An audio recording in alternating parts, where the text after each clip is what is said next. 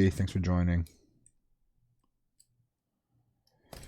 Let me really quickly message him on Twitter just in case he's trying to get a hold of me. Where is he? Let's look for him. I'm gonna message him on Twitter just to make sure he's cool. Oh, never mind. He's here. The man himself. He's here. Yo, how you doing, man? Hey, what's up, man? Hey, dude, beautiful office behind you. Holy crap. Those are all the posters, huh?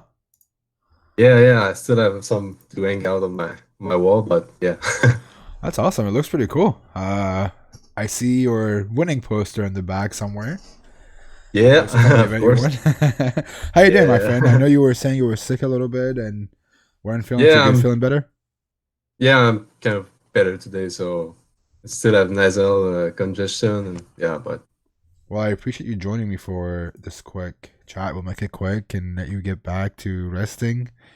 Everyone in chat excited to have you. I did a quick intro on who you are and how you have beat me on a few 10K bugs a couple of times.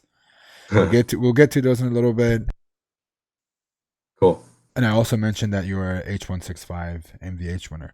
But before we get into it, just give us a quick introduction: who you are, how long have you been hacking for, and how did you start doing bug bounties? Yeah. So my name is Sebastian. I'm 29 years old. I'm from Quebec, Canada.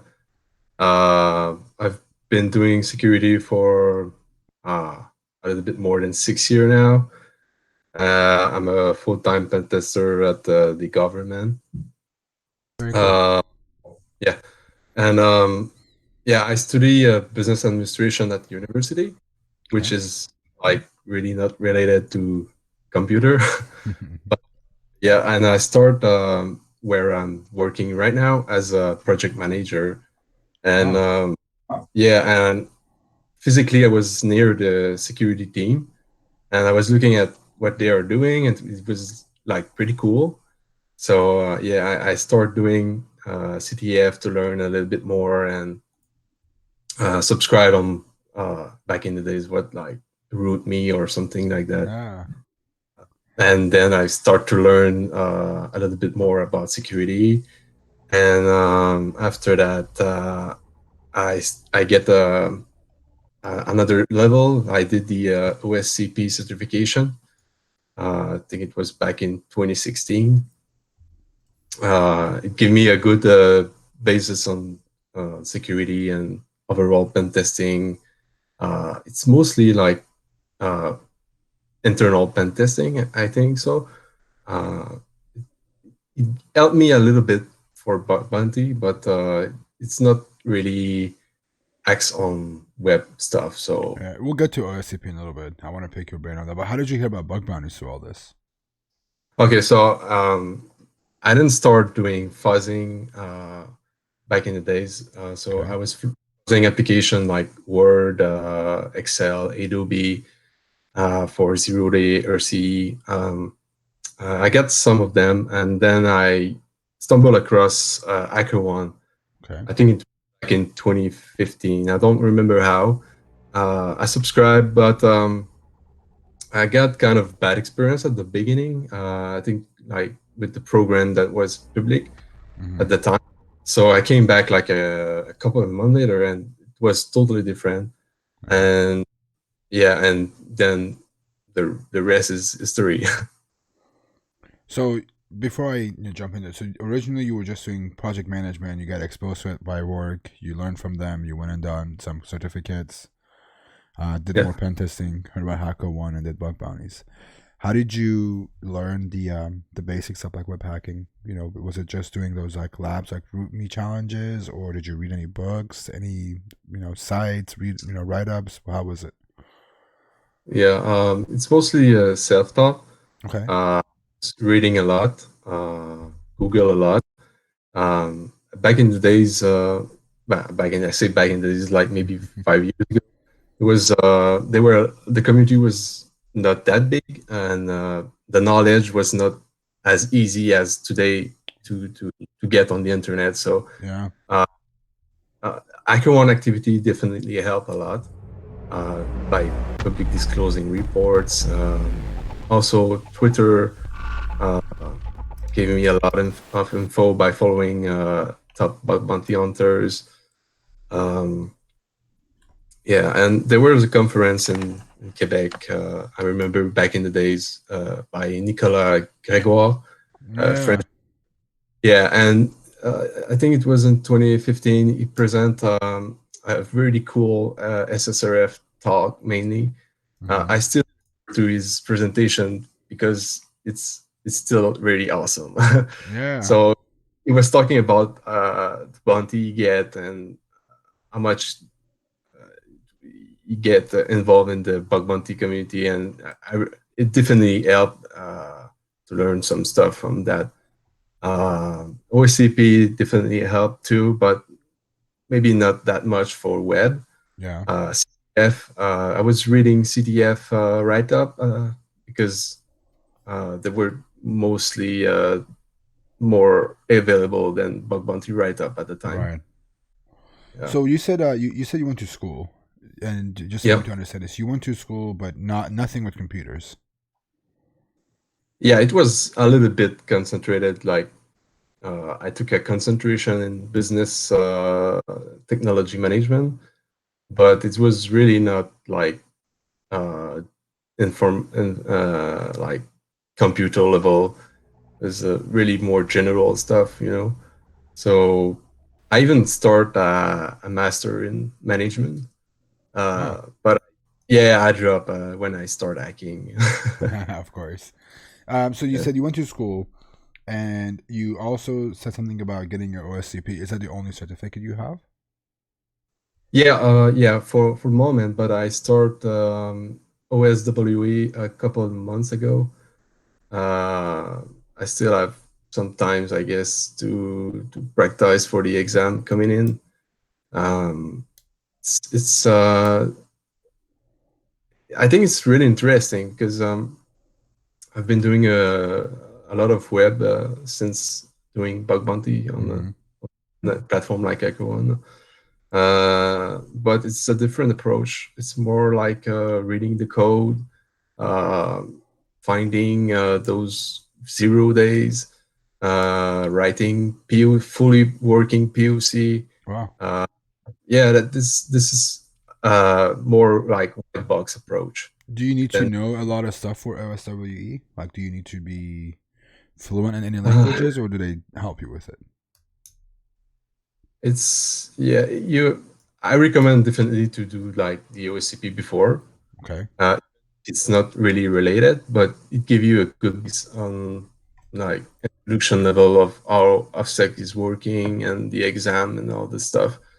But definitely um, you need to be able to read some code and even write some code. Okay. Uh, you have to at least know the OS top 10 and know a little bit about different vulnerability type, how XSS is working, CSRF, and um, RCE, and Right. so yeah, So you did your certs, and then you said something about CTFs. You read a lot of CTF write ups in the beginning. Do you also play CTFs? yeah. Yeah. Back in the days, it's been a while. I didn't touch a CDF. So how did the CTFs help you with hacking, though? Like, do you recommend people to do all these CTFs, or Yeah, outside of reading the definitely. answers, how did it help you with learning? Why does it help you learn? Like, how does it help you learn? Because there is a vulnerability there, so it give you like a mentality to push a little bit more on this particular challenge. Hmm. So need to also deep dive, like search on Google. You learn different technology. You even can install it locally to maybe understand it a little bit more. Um, Also, when you are really close to get like to solve the challenge, but you're not able to, a weeks later you wait for the write up and you say, "Oh, okay, I was really close to the solution," but so you learn a little bit from your mistake, if I can say so. Or what you missed, pretty much. Yeah, yeah, yeah, yeah, Yeah. yeah. So it definitely helps. Yeah. Do you still play CTFs? No, no, no. I don't have. I have really less time now to act with the family is growing. So Yeah, of course. Well, so the reason why I ask about the CTF if you still play is one of the things that I try to understand with bringing my guests to the show is like I want to understand how do you learn new techniques if you wanted to learn something new in web hacking. Let's say a new technique comes out or anything new you wanted to learn. How do you do that? Because it's CTFs. When there's a new vulnerability comes out, you see a trend in CTFs. Everyone starts making those in their CTFs, right? So it's a yeah, good way yeah. for you to learn that way. But how would you recommend someone learning, um, if they wanted to learn even the basics, for example, nowadays? What would you recommend people getting started if someone were to ask? To get for the new attack techniques or Do both. Let's start with how would you recommend someone getting started in bug bounties? Somebody who has an IT background or networking background, sysadmin, or even a pen tester who hasn't done a lot of webs. Where would you tell them to start, and then how would you recommend them to get better and learn new techniques that are coming out every day? um I mean, doing CTF, like I said, it definitely help. Mm-hmm. Even set up your own lab localhost, so you can install the different machine or downloadable web application. Yeah. Like it was really cool. I don't know if it's still a thing, but it was back in the days. Um, but yeah, definitely you have to be, you know, you have to be motivated and have the curiosity. Um, uh, it's pretty hard at the beginning when you when I mean for me when I started because I didn't have much background. Yeah. Uh, but yeah, if you enjoy it, you will definitely have a good time. But it's not going to be easy. If you think it's going to be easy, you're wrong. Um, I mean, you got to also stay update because it's not that kind of feel that you can rest and still be on top. I mean, if you're missing 1 month, I think it's like missing a year in this industry. Right. Uh, you have to be like always on update on the new techniques, CV are that coming out. Um, so So yeah. how do you currently stay up to date with all the new stuff that are coming out? Do you have a example? Do you have an RSS feed? Do you go on Reddit a lot and rely on it? Like, what is your source of getting all these new things? Uh, mostly, mostly on Twitter. Yeah, Yeah. mostly Twitter. And uh, back in the days, I was looking way more at ExploitDB. Also, Yeah. Yeah. it's pretty interesting Do you for regularly look at it nowadays too? Do you regularly go check it out? uh, yeah, a little bit less than before, but I definitely recommend it because you can see like full working POC Right. uh, with the code and give you some interesting idea for even apply on bug bounty and pen testing in general. Okay. Fair enough. Let's Yeah. talk about Recon a little bit. What does Recon mean to you? When someone says I do Recon, what does it mean to you? How do you perform Recon? Let's start with what Uh, it means to you. When someone says I do Recon, what is that? Like what do you think of when it comes down to Recon? it's yeah, it's pretty large Recon. So everyone have his own techniques, I Yeah. think. But yeah, basically I have a script wrapping different tools. Okay. Uh, so I start with enumerating subdomains like I think everyone else is doing. Mm-hmm. Uh, and then check for subdomain takeover. And then yeah, I pass mass scan to port scan. Um, yeah, and I also screenshot the host after getting all the subdomains Mm-hmm. before the interesting one that looked juicy.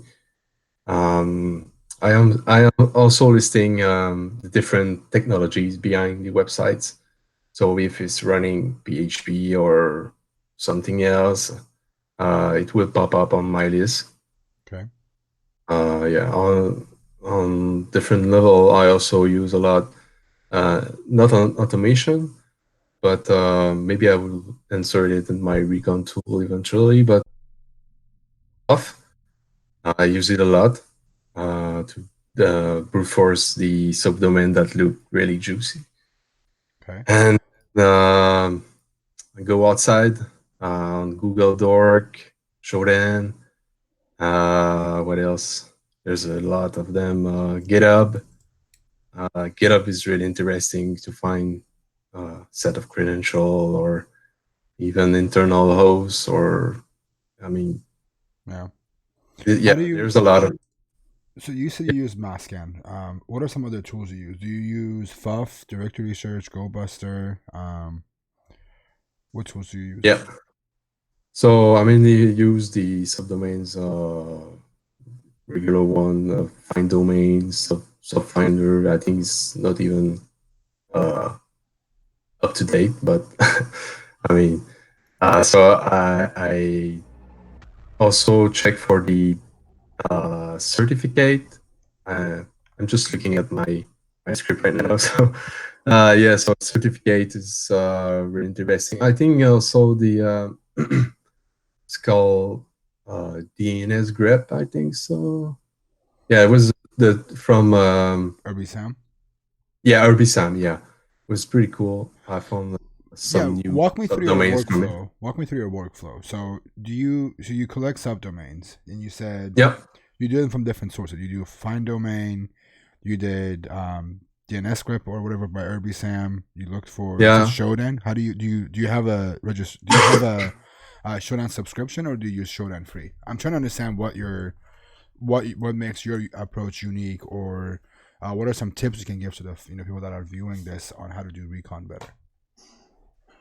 I use a paid version of Shodan, of course. Okay. Uh, um, and also search for uh, certificates on like on Shodan. Okay. So it give you a lot more than just typing the name of the org. Um, there's also a really cool trick on Shodan that I think not a lot of people knows. You can fingerprint like favicon. Yep. You click on the fave icon and it brings it up. Yeah, so you can Yeah. search and Shodan from that. So I don't think a lot of people know that, but it's pretty cool tricks. I find a lot of new O's by doing this. Ah. Mm, yeah, but it's like always manually this process for me. I don't know if there's a automated way, but I do it manually. So yeah, sometimes after that I run and map on Juicier with the script on some hosts that look from the result from Mascan. Uh, yeah, so their search, their brute, their brute force. Okay. I also check for the ASN if I miss some IP range. Um, but we have to be careful to not go to autoscope. Um, it expands the scope a little bit more with when you get all the range from uh, the company. Okay. So when you do recon, what's next? What makes when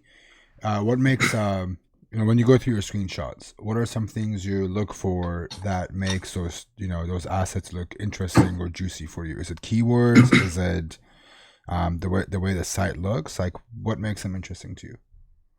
How do you prioritize some targets over others? What I'm trying to ask.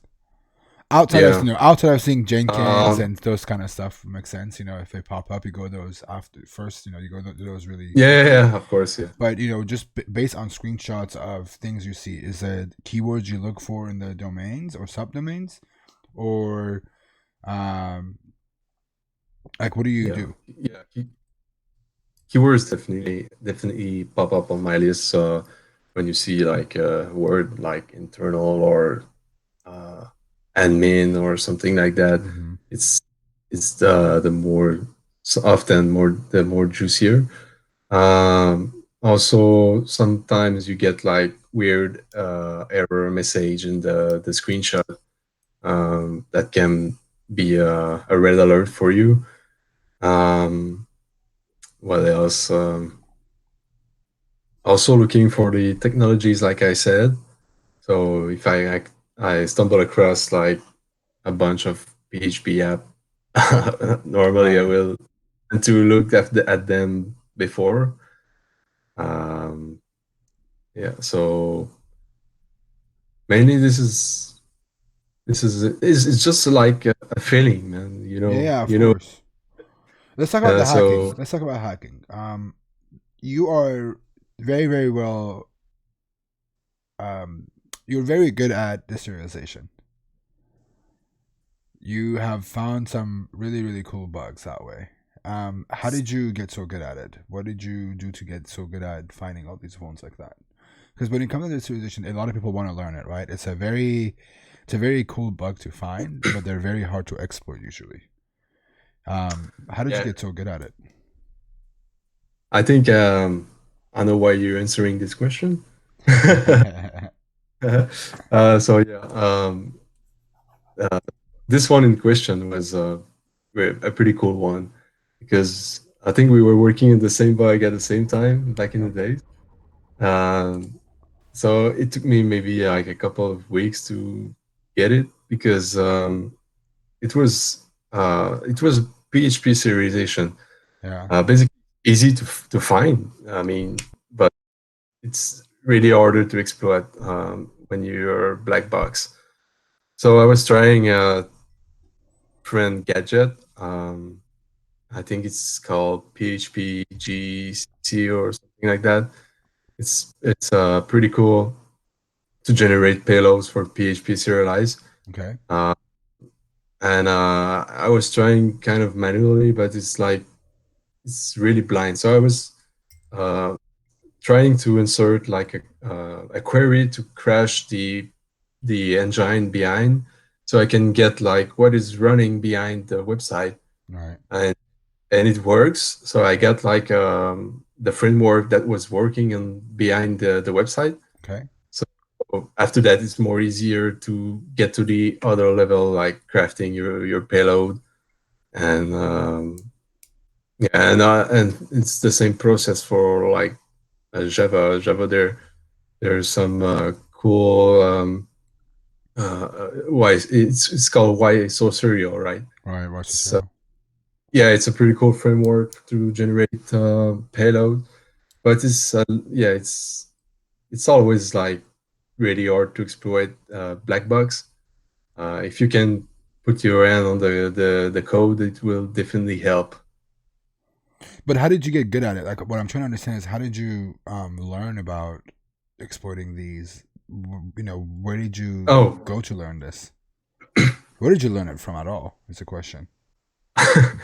I don't know, man. It's just looking on Google and searching, trying on your own labs. Like you can install PHP from one command line, so Right. you can you can run PHP on your own box and try to understand what is going on behind it and how serialization is actually working before actually exploit the a remote server that you don't even understand what is going on behind. So start locally and then search, read the manual, and then try to if you can even reply the a really similar setup to the application you try to hack, Hmm. uh, it would definitely help. Okay. And even like there's a lot right now. There's a lot of challenge, I think, on Pentester Lab and on those platforms to test and practice serialization. So it it make your life easier than set up all the stuff on your home. Okay, so you recommend people doing, learning how this position works before you try to exploit it. So making sure things are being done properly before you actually try to exploit it, and also, Yeah, doing stuff like Pentester Lab and other resources also helps. Okay, fair enough. yeah. Um, let's talk about live hacking events. How does it feel to travel the world, get paid to hack, and um, you know, is bug bounty a hobby to you, or is it a thing you do for a living? First of all, before we jumped into that, do you consider yourself a full time bug bounty hunter? Yeah, I consider it definitely.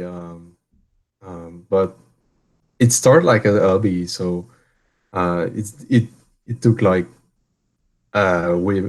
it's become like way more than a hobby right now. Right. But I definitely think about doing it full time, but I didn't want it. I think that I didn't do it because I didn't want it to become a job.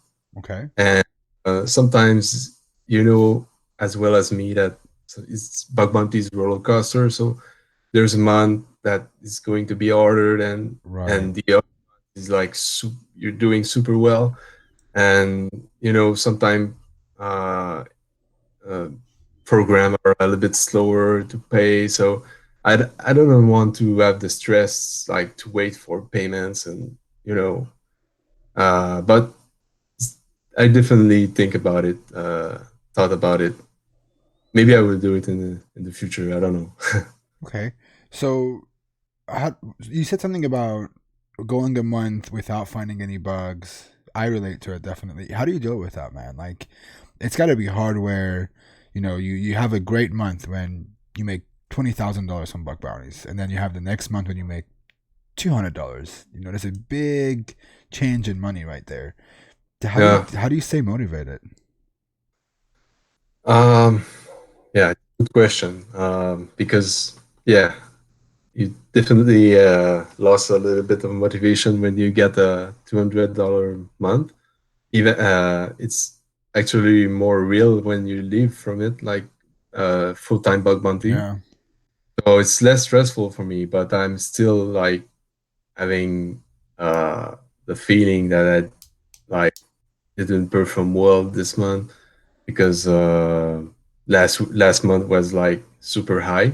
Right. Uh, yeah, and to deal with that, I mean, um, I have to take some break, doing activities, relax, uh, enjoy the life, man, with the family, with the friends. I know right now is a little bit more difficult, but Right. yeah, relax and also sometimes when you don't find bugs, and just like take a step back and relook at like old tips, what I was doing, maybe what is not working anymore. What should I tweak on my recon maybe, or did I miss some new techniques, or uh, you know, just a step back sometimes and read like old tips will definitely help refresh your mind and maybe get bigger payouts than the one before. Yeah, I definitely agree. The stepping back and taking a break definitely helps. Even if it means going away for a few months. I definitely understand that. But do you know what? Are you familiar with imposter syndrome? Not really.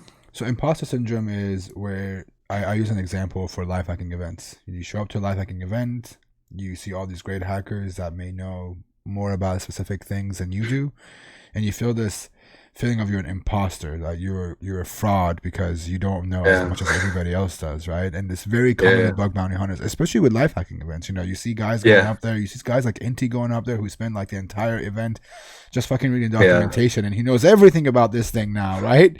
But even him, he deals with that sometimes. But how do you like? Do you deal with it once in a while? How do you combat it? How do you like? Yeah. How do you come to terms with it that you're not an imposter? It's just you need to learn more and more. I mean, every every hunter have his own approach. You talk about Inti. I mean, there's also like Techno Geek that is super Mm-hmm. good in. I mean, security and hacking is like super huge field. So they're like uh, you can cover everything. You cannot be the best at everything. So I mean, if you're good at something, just keep on going and I mean focus on what really interests you the most.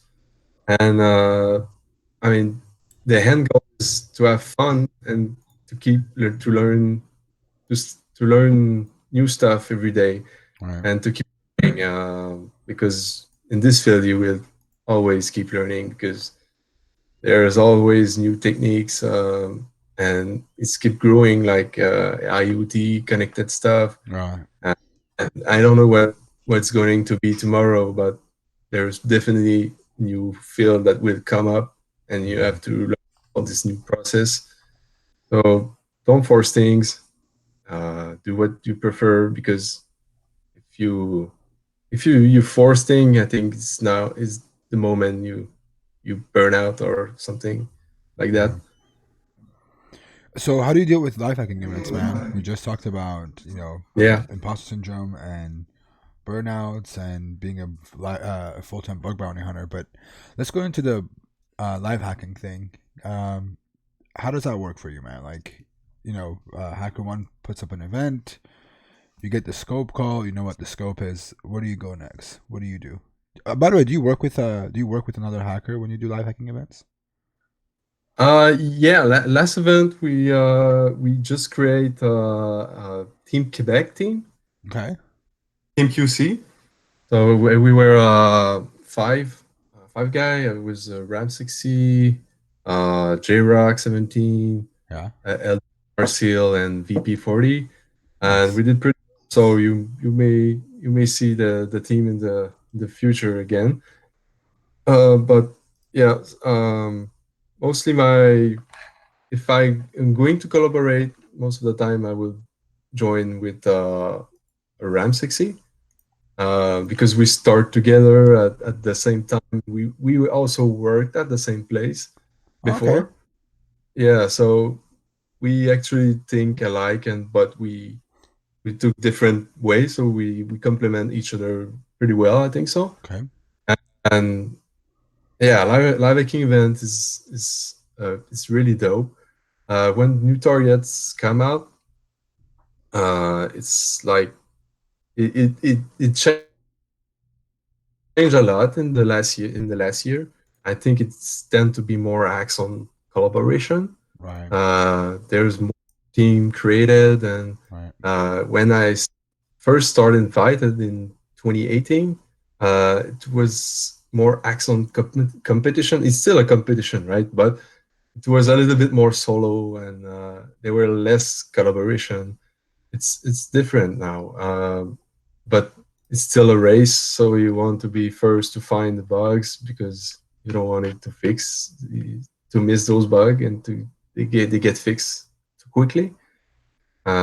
So you have to go on your recon, uh, find those domains and uh, diffing what is new from the scope from the live hacking event because sometimes company tend to add new stuff for live hacking event exclusive stuff kind of so basically my approach is going larger and then um, go down the funnel to the core assets but it's also depend on the company. Right. I mean sometimes if I mean, I've been hacking Verizon for like a couple of years, and I sometimes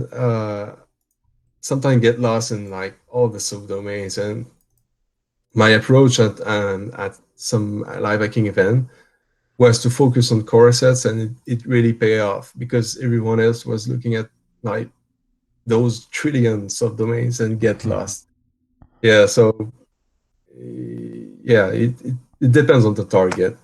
Uh, Also, I'm looking for a new feature that get added recently. Okay. Um, what else? You know, also there's a good tip. Uh, don't hesitate to put money on feature that newly feature that can get unlocked. It normally pay off really well. How do you look for these new features, hidden features, endpoints? What do you do to find those, especially in a live hacking environment when you have to be quick? I mean, every company have a blog post, Hmm. so they're really saying, "Hey, yeah, there you go. There's a new feature there." You can see also their security fix. They're all most of the company have a like a backlog of security fix, so you can get like the latest version. They fix like a SSRF at this feature, so maybe you can bypass it in some way. Um, what else? You can subscribe on their email list. Hmm. Annoying, but just create like a spamming email just to get new feature on your inbox, and you don't have to look every day on their website. You know. Okay. Do you rely on reading any JavaScript files? Do you have any automation around reading JS files and pulling information out of it? Yeah, I don't do it manually because it's draining Tedious. too. Yeah, it's draining too much energy.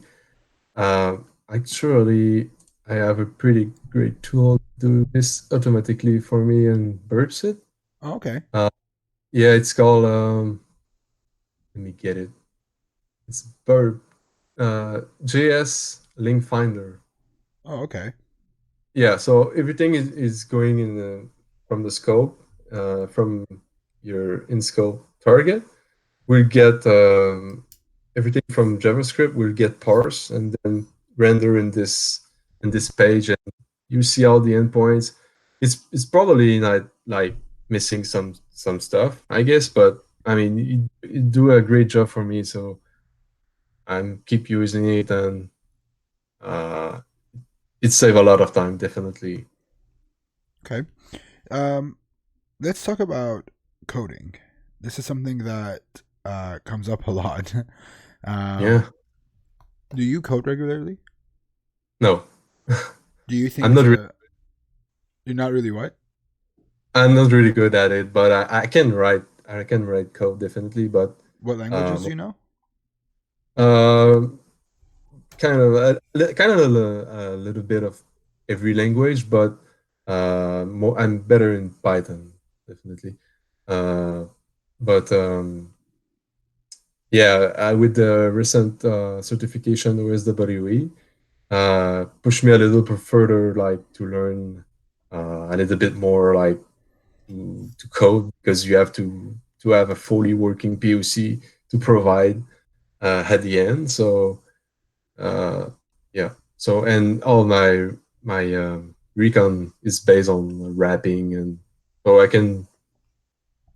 I'm better at reading code Than than writing writing it. it. Yeah. Yeah. Do you think that it's a requirement, or do you? What do you think it does if you are like? What impact does knowing how to code have on you as a bug bounty hunter or as a hacker?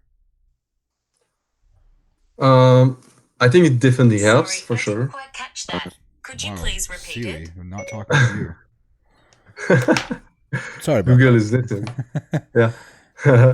So yeah, I think it definitely helps, but I don't think it's something necessary. It definitely helps, like if you want to deep dive and find 0 days on maybe on different CMS, or like I said earlier, install your own lab and uh, try to like code some stuff in there and modify stuff and reading the code. It's some area that people tend to overlook, I think. Yeah.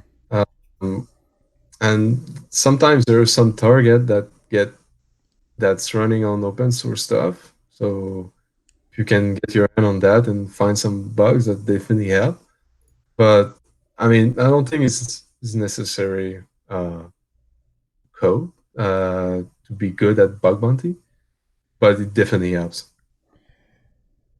So one of the questions that's coming in chat is also kind of what I was going to ask you next is based on everything you've learned since 2015, 2016, since you've been doing bug bounties.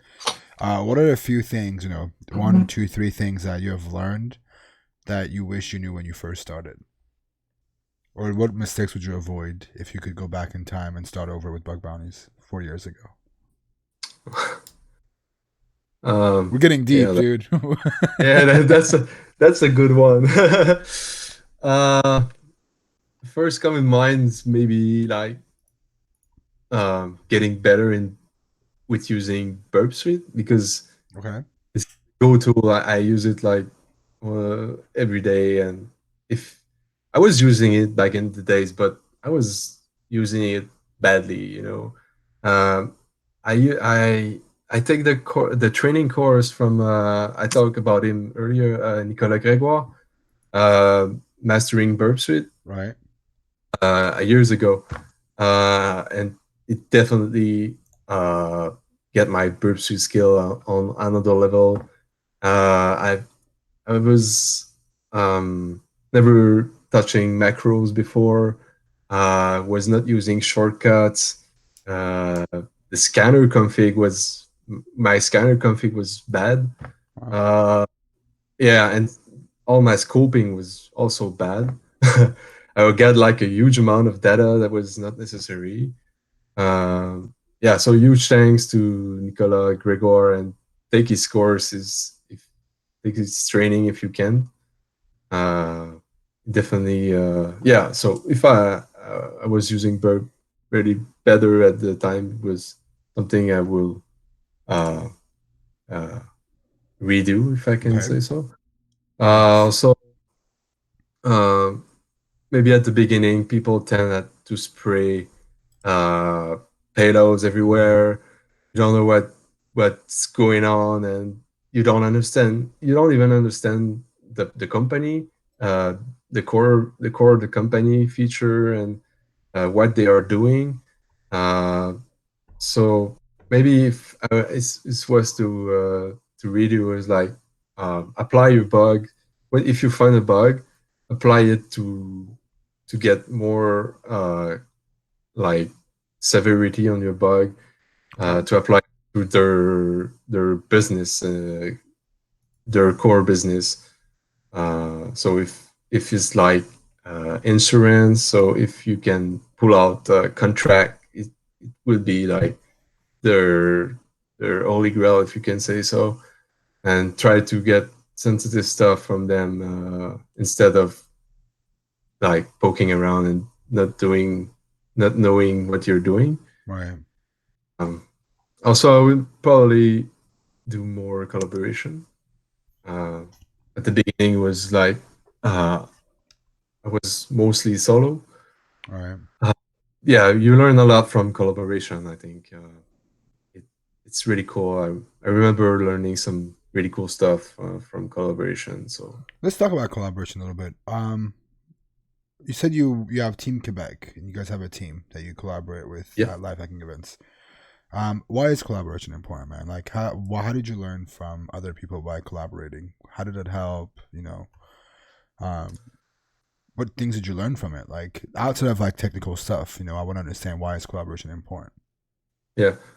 Uh, like I think for like the last event, the scope was kind of pretty large. I can say so.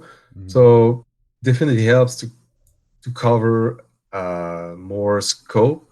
If you're alone, you cannot like touch every subdomains and every a feature and from a huge scope. So it definitely helps to target different section of the scope, if you can say so. Um, and sometimes you can get some weird behavior. You know that feelings that there's something there, uh, but you cannot exploit it. It's just cool, like to say, hey guys, I got some things going on there. There's probably something, and the other guy replied like, oh yeah, yeah, there you go. There's something you can do with this way, and you're like, oh Okay, okay. Was there So a good example of that at yeah, the last hacking event? uh, When you I guys almost missed the bug that yeah, yeah. That was yeah. I don't know if I can talk about it, but well, we can't talk about the yeah, that bug was specifically, but there was a bug that you guys thought you yeah, couldn't exploit, and then somebody else on your team picked it up, and then they yeah, realized they could exploit it, and it was yeah, because you guys missed a little tiny bit of a closing thing at the end of the exploit. yeah, yeah, yeah, So it yeah, shows that yeah. just because you can't exploit something doesn't mean that somebody else can't either, right? Right.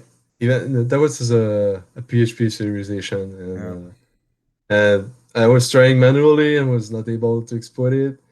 And like I said earlier, it's pretty hard to exploit blindly and pass it to the other guys. And he found like the little thing at the end. Right. Yeah, that was pretty cool. That's collaboration. That's what is cool about collaboration.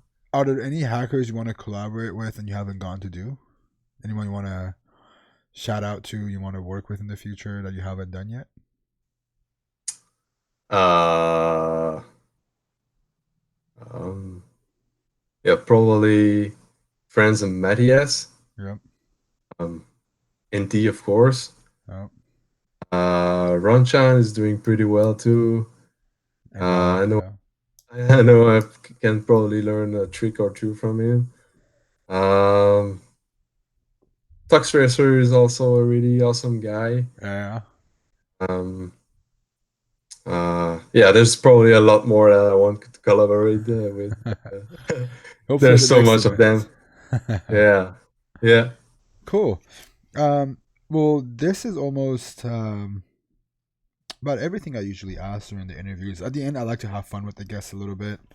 Um, I ask you about uh, your bug bounty hunting, just quick questions, and then the second half of it, I give you a word or a sentence. You tell me the first thing that comes into your mind. It could be a sentence, a word. It's just a fun thing to do. It doesn't have to be serious. It's just for us to have fun, you know. Oh, cool. Um, Let's do this. so let's get started with the first half. What was the first bug bounty program you ever hacked on? Pornhub. That's a good one. Um, if you have to hack on the same program for the rest of your life, what program would you pick? Horizon Media. Very cool. What was your first bounty? Do you remember? 200 bucks for a lame base 64 XSS cookie. Okay. Do you remember what you did with your first bounty to celebrate? Uh, Probably buy some beer. What is your favorite vuln type to look for? SSRF. Deserialization. Oh, I was gonna say deserialization. Dang it.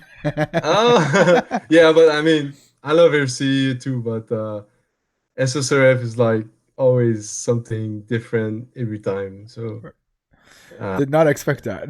I was trying to say yeah, deserialization at right. the same time as you were gonna say it, but it didn't work. What is your best purchase with your bug bounties? Anything notable, big that you wanted to do in your life and bug bounties made it happen? Yeah, my house and my car. Very cool. Um, what is we talked about collaboration. What's your favorite tool besides Burp Suite? um, right now, probably uh, Fuff, Okay. and I mean, also Google is your friend. Okay. Um, what are some of your favorite Burp Suite plugins you use? My favorite one. Yeah, just a few that you want to name. Okay.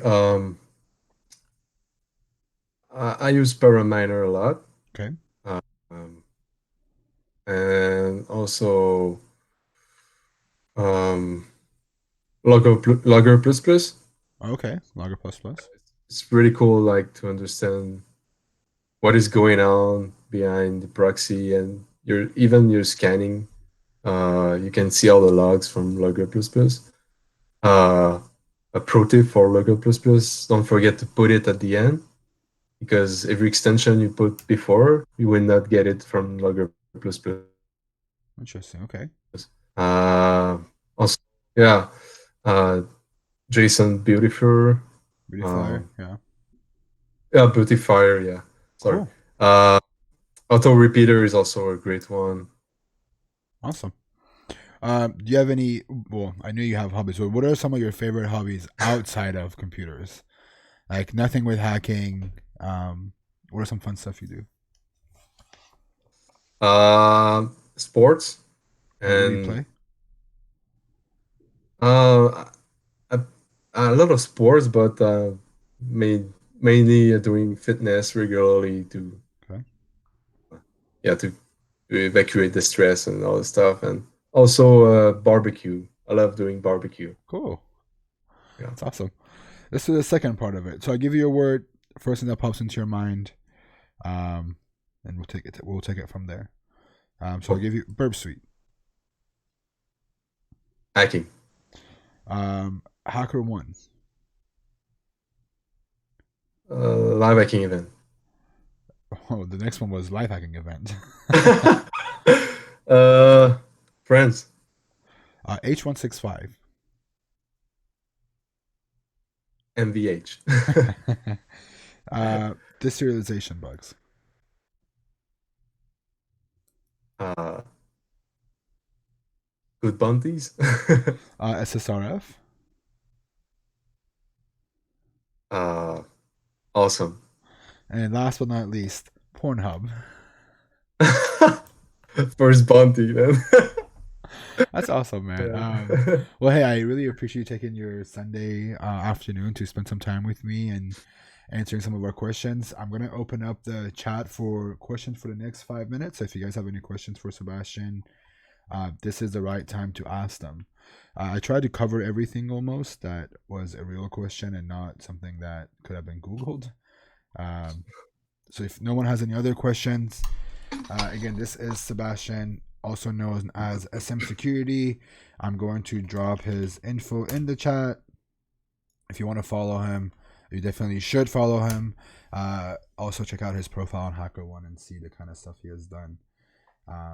Again, thanks, man. I really appreciate you joining me today, and I look forward to seeing more Vons from you and more awesome Yeah. work and you beating me in a couple other programs. Yeah, sure. And if you want to collaborate at some point, I'm down for it, man. I didn't Absolutely. mention the name, but I mean, I'm not included in all these questions. I'm the host. I can't yeah. be included. Yeah. Cool. Anytime, man. Thanks for having me on your show, and anytime, man. Well, I appreciate it. Oh, there's two questions. Hold on. How long did Okay. how long did it take you to find your first bug? Um, my first unique bug took maybe a week or two. Okay. I get a lot to do before and some NAs. I mean, it's part of the game. Right. Uh, yeah, but my first unique bug was maybe yeah 1 or 2 weeks. And are there any rabbit holes that you try to avoid? Like if you see something, you know it's going to be time consuming, it's not going to end up anywhere good. Do you? Is there any of them that you avoid? Like villain type or Just like by rabbit holes, it's like you see something that yeah, may yeah. be potentially a bug, but you don't know. Other ones that you usually avoid, like a big one is like self XSS, trying to make it a bigger impact. Like that could be a Yeah. rabbit hole of its own. Do you ignore anything, or do you just try to go everything for the full potential? It depends on the program and depends on the build type also. So I would not spend like 10 hours making working XSS. I guess Okay. I would spend a little bit more time on the rabbit hole RC, if you can say so, or try to leverage your SSRF. Uh, I mean, it always depends on, I mean, how much time you're gonna put in and Right. the reward you're gonna get for it, you know.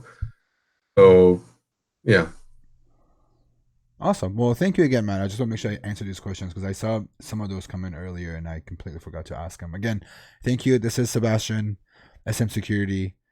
Give him a follow. And thanks again, man. I appreciate it. And I'm looking cheers, forward to your work.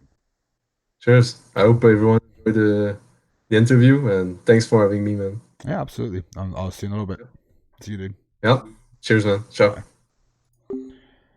All right. That's it. that was our interview with SM Security. Very good dude. I've had nothing but good experiences with him. It's been awesome to see him at live hacking events. Found some really, really cool bugs. But for now, we'll do a little bit more hacking. I got to get off in a little bit, but I want to go through these results really quick and see what we found. And see if any of it is worth poking at, which I don't think it is. So a lot of the APIs that we looked at, there aren't, the widget one is